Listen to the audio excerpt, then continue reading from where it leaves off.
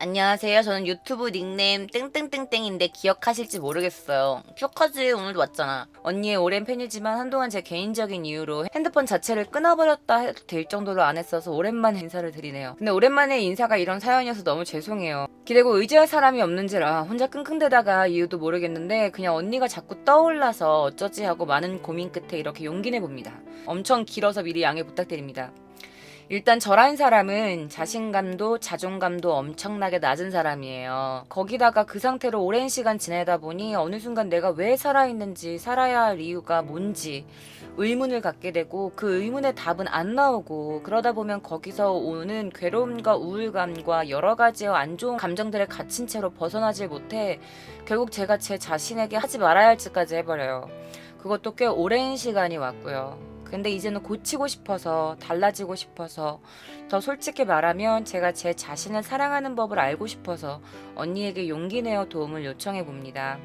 제가 이렇게 됐는지 왜 이렇게까지 하는지 그 이유를 말씀드려야겠죠.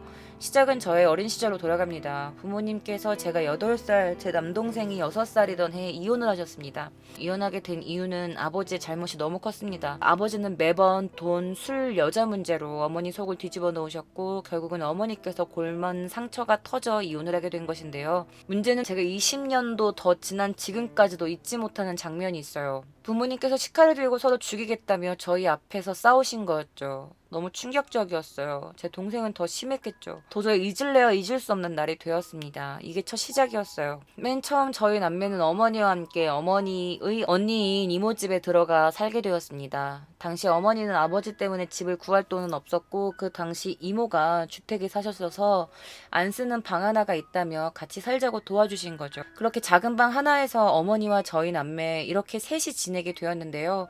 그 집에서 1년을 살고 저희는 아빠한테 갔는데 그 1년이 저를 평생 괴롭힐 줄은 상상도 못했습니다. 이모에게는 외동아들이 한 명 있었는데 저보다 한 살 많은 오빠였습니다. 당시 이모, 이모부, 어머니까지 집안 어른 총 3분 다 일을 하셨기에 당시 저학년이었던 오빠와 저 그리고 유치원생인 제 동생 이렇게 셋은 어른들이 퇴근하실 때까지 같이 보내는 시간이 많을 수밖에 없었습니다. 아마 제가 무슨 말을 하려는지 대충 예상하셨으리라고 생각하는데요.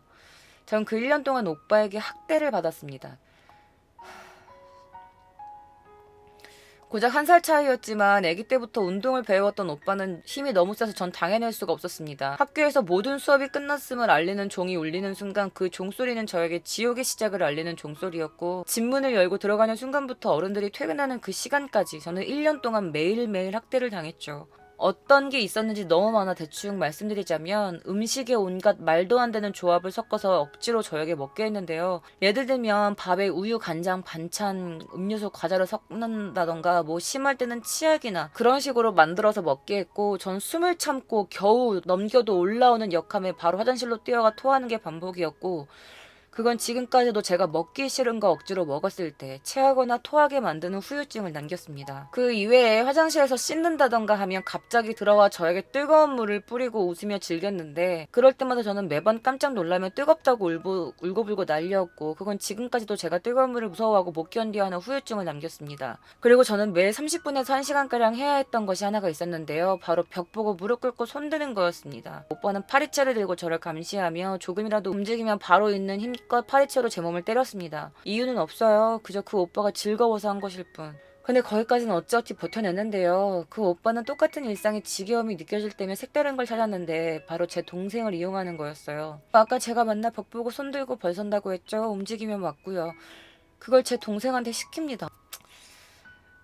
동생이 울면서 싫다고 못한다고 그러면 동생한테 협박을 하죠. 동생은 저처럼 안 당했어도 옆에서 다 봤잖아요. 그럼 저 못지않게 공포를 느끼게 됩니다. 그리고 6살밖에 안 된 어린 아이에게 협박이 통할 수밖에 없어요. 그럼 동생은 마지못해 울면서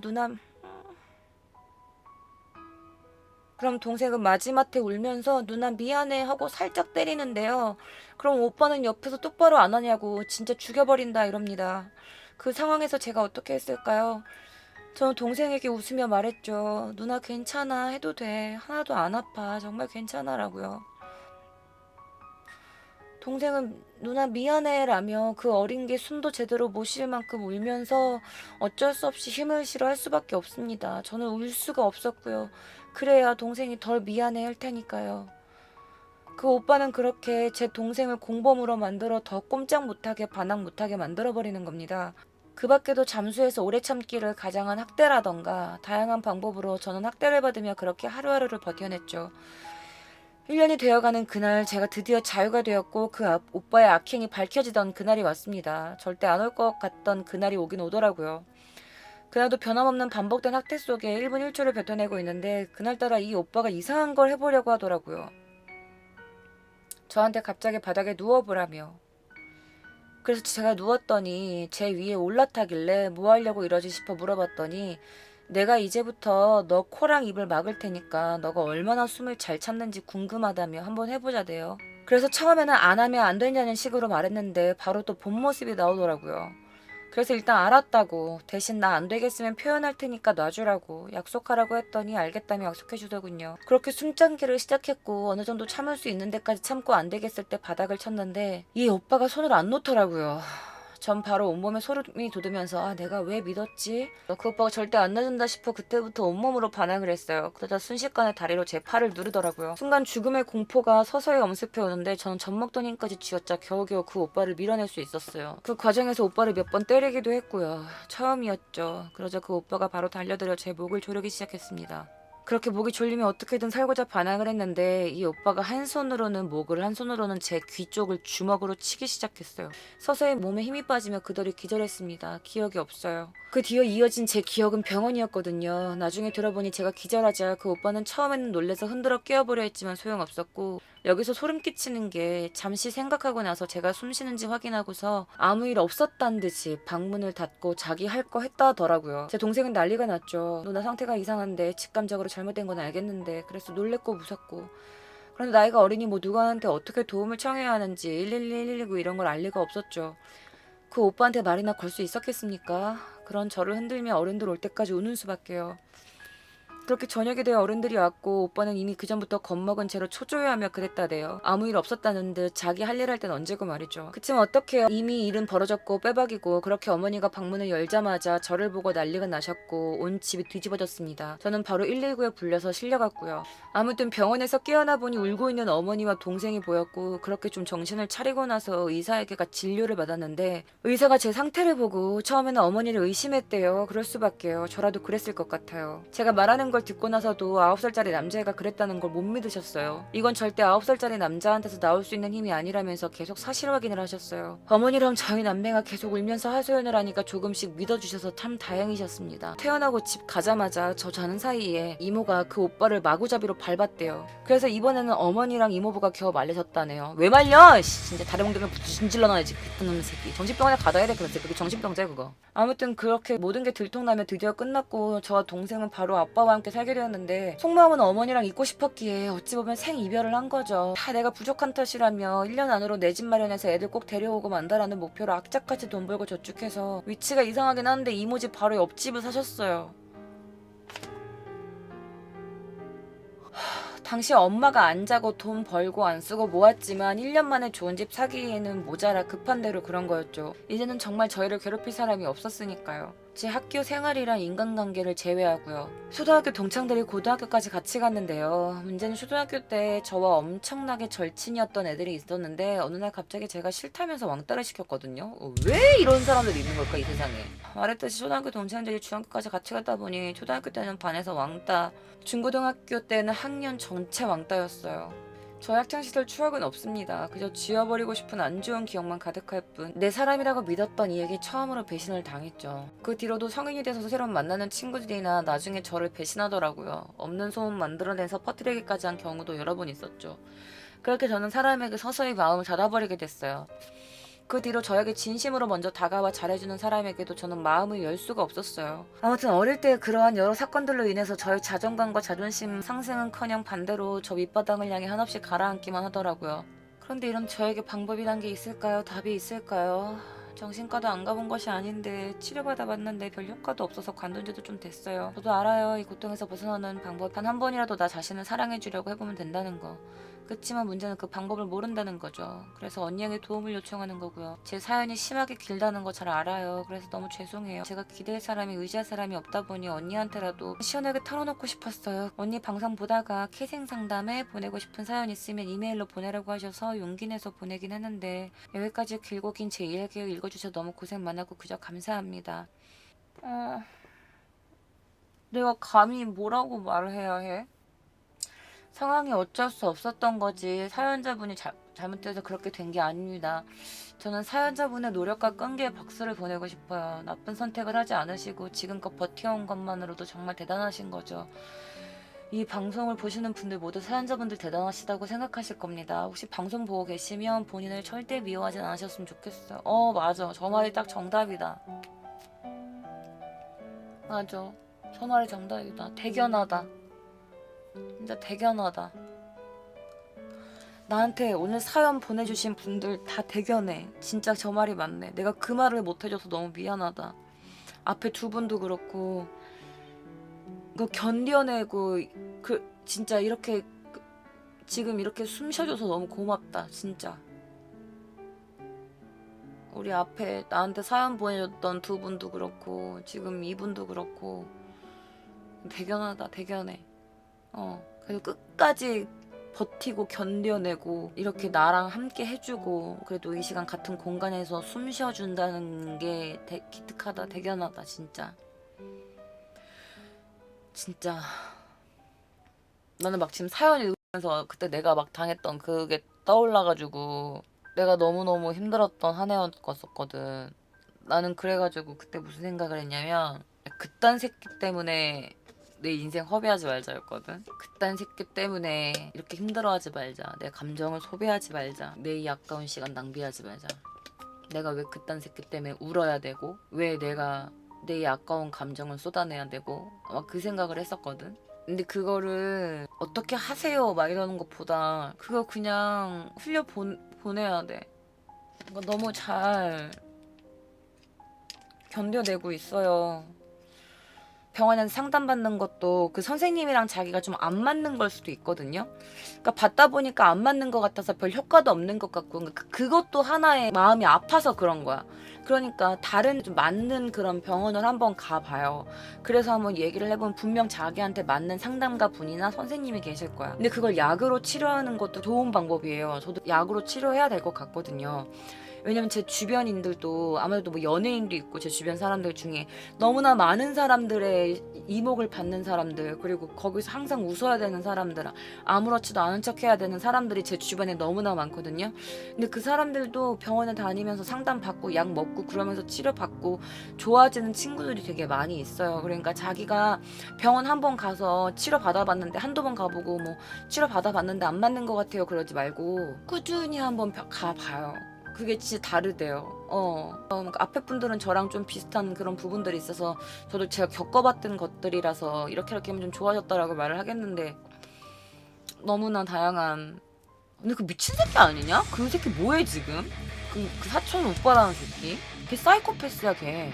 걔 그냥 지금 멀쩡한 척 하는 걸걸 걔? 면전에 똥을 싸고 싶다 진짜. 자신에게 상처 주는 말 남한테 못할 말이면 스스로에게도 하지 말랬어요. 맞아. 저 말이 정답이다. 남한테 나 갑자기 미안해. 나 저 말한테 갑자기 눈물 날 것 같아.